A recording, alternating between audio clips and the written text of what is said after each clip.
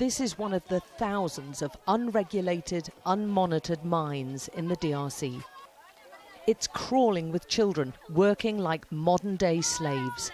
A 12-hour-long day of punishing work may earn them the equivalent of £1. Although one of the poorest countries on earth, DRC is rich in minerals.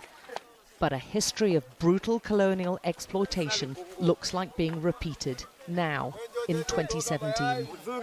Much of it's mined by hand, with rudimentary tools in harsh, potentially hazardous conditions.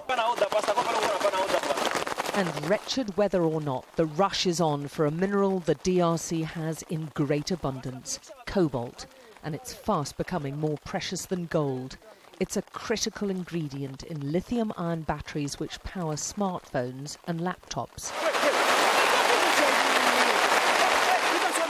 An army of children are at the heart of the mining production. Wearing no shoes and in the most wretched conditions, Dorsan is ordered to retrieve the sack he's forgotten. There's an urgency now. The rains make this dangerous work even more risky, and Dorsan's told in no uncertain terms he risks a beating if he messes up again. Dorsan, with Richard beside him, have worked all day. They're 8 and 11 years old. Even this punishing work doesn't guarantee enough for food. Dorsan hasn't eaten for 2 days now. This is what helpless looks like, and he's one of the children making millions for multinational corporations in America and China whilst they suffer in squalor. For this, they'll get maybe 8 British pence a day.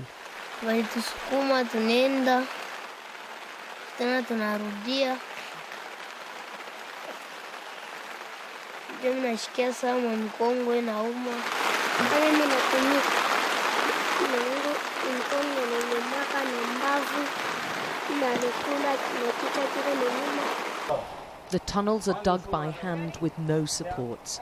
They frequently collapse, especially during rain. The miners climb down using holes carved in the rock and no safety equipment. This most precious of minerals is often extracted and sorted by tiny hands. They don't wear gloves or masks, yet the World Health Organization says exposure to cobalt and breathing in its dust fumes can cause long-term health problems. We visited 5 different mines across the south of DRC and found all use child workers. Monica's the youngest worker in this group at just 4. But even those barely able to walk have lost their childhoods to mining. Natalie's 12 years old. My fingers hurt, she tells us.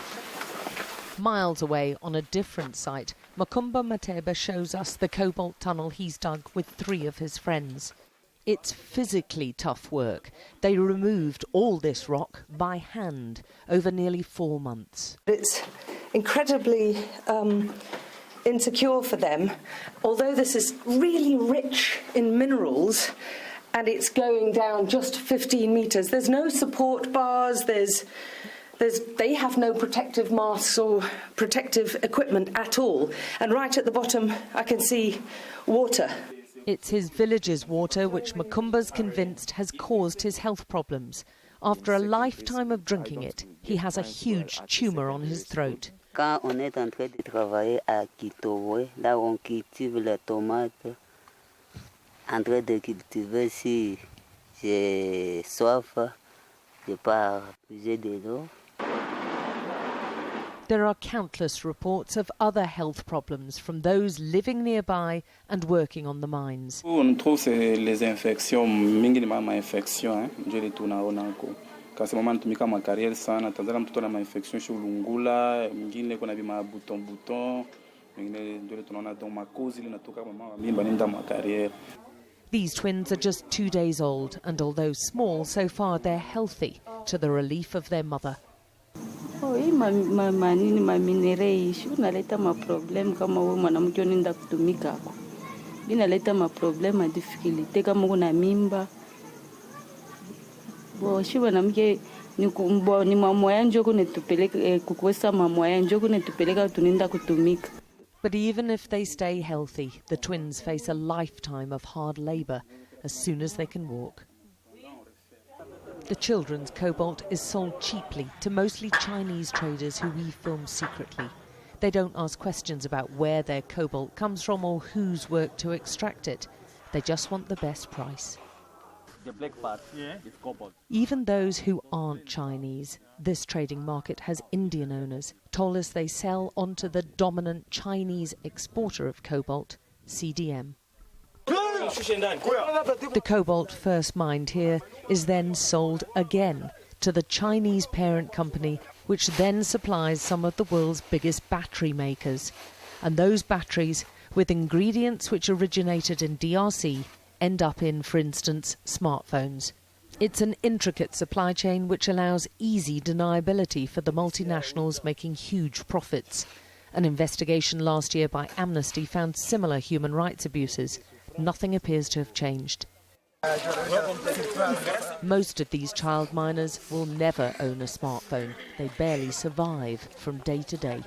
And many other children like Dorsan will be back again tomorrow, digging out one of the most sought-after minerals of our time for a pittance. Alex Crawford, Sky News in the DRC.